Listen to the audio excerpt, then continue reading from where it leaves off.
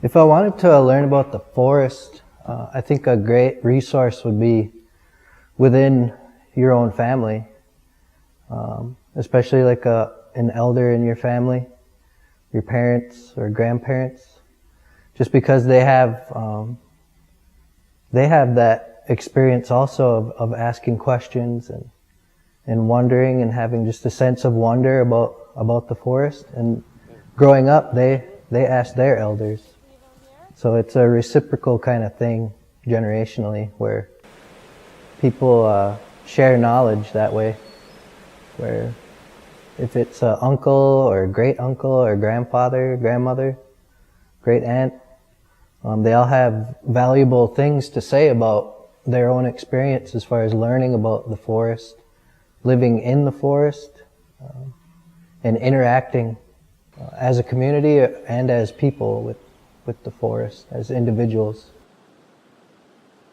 You're surrounded by teachers in the form of your own family, your own immediate family. The community at large, the Menominee community or the scientific community or even the internet are great resources for you to learn and have those questions either expanded on. Maybe it expands your question and you wonder more about something and that leads you to more, or your question gets answered and then you have that knowledge to pass also onto the future generation. It was natural to be out there. You know, I wasn't behind a video game like a lot of people are nowadays. I kind of grew up out there, and the questions that I asked were, you know, they came from my heart. I wanted to know why this plant was good for you for this reason, and how did you prepare it, you know? And that's how I received the information, because I showed that initiative. Back when I was starting to learn the plants from my grandmother, there was a lot more elders that were knowledgeable. We need each family to contribute to a book like this. It's incomplete just from what I'm putting out. I learned from my grandmother, but I've learned some from other families the elders were around at that time, more traditional elders. I think it's very important to get all sides from different families, basically.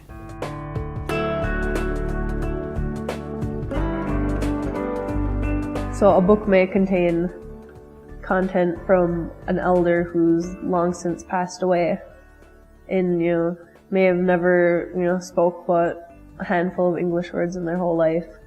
So I take that into account, and then I will also have to take into account an elder who's living today, who was raised with the ways. I'll also have to take in how they think.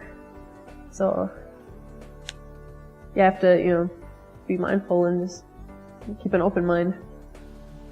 There's a lot of knowledge and wisdom that can be gained through personal interaction with family and elders and community members who are specialized in certain fields. And then there's personal research, where there's an internal vetting or an internalization where you have to take that information and you have to make sure that it's true for you.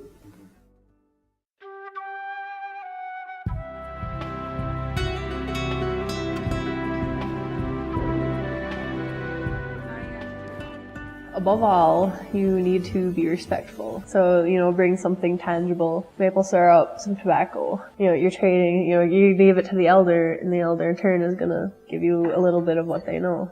So I feel that, it's more than necessary. An elder deserves a lot of respect. Being able to offer a gift is your way of showing that respect.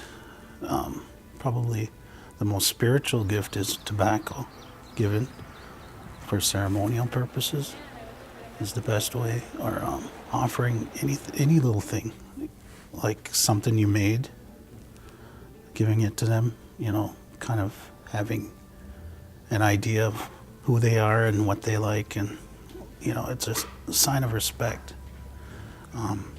It's a sign of giving and taking. Probably the best learning with an elder is when the elder learns from the children learn from the elder, multi-generational learning. First off, you have to know what you want to ask. You have to have thought about it before, and that there has to be a true reason for you to need this information or to want to know. I mean, you have to be sincere in your request for information. It doesn't have to be tobacco as a gift when you ask somebody, but it's one of the more common things that we use. And we used it back, you know, to show a sign of peace. We would smoke together, you know, and that's what we kind of used it for. Some of the others, we don't use it to smoke at all, you know, they just hand it there and we'll use it to pray with. It's we're offering, you know, the Great Spirit, you know, a gift, whether it be tobacco, you know, because it's from them, it's hers, and we're just giving it back as a gift, you know. Well, but it doesn't have to be tobacco. It could be a rock. It could be something that's special to you. It could be a medallion, something beaded. It could be anything, some food, some venison, some bear meat. It's a way of showing your appreciation, you know, that you care for what they're doing. You're not just asking them to do something for nothing. You know, but they will, you know, an elder will, you know, it doesn't, you know, it's just a sign of appreciation. That's more, you know, what it is. The main thing for you to remember is that they want to share that information and that they want you to want that information. But you need to be respectful and you need to offer something to them. If it's something as small as some berries you picked, raking their yard. I know a lot of elders enjoy that. Or if you go over and shovel them out from the snow. Any little token of gratitude that you can give is greatly appreciated, and it'll help you to gather your thoughts and think about why you're doing this. Why, as you're gathering what you're going to bring to them, you're also gathering up your thoughts. And you're thinking about, you're focusing why you're asking that question.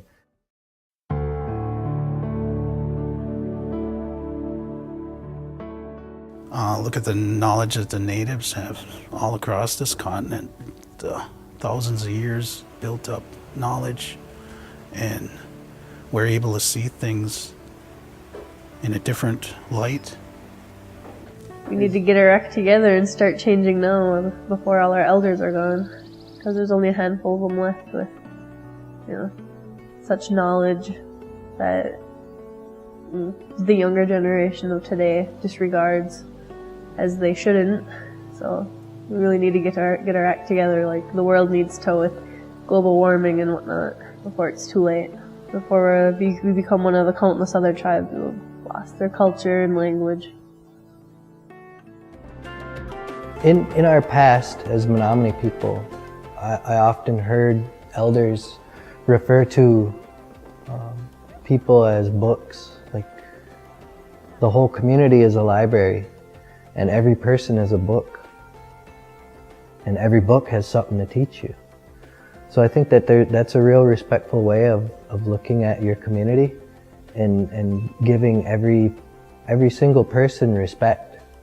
Because they all have something to teach you and they all have something to give. It also helps to strengthen family bonds, and it helps to strengthen a young person's respect for elders. So having to go to talk to someone and visit with an elder and speak with them, that teaches you to listen. That's the most important thing. It's not just in our community. That's the most important thing when you're in the woods too, is to listen. Like, have all your senses about you. Watch, listen, smell, and make sure to take it all in. I think that that's the most important lesson that the youth can take from speaking to elders, is that they have something to say, but you have to pay attention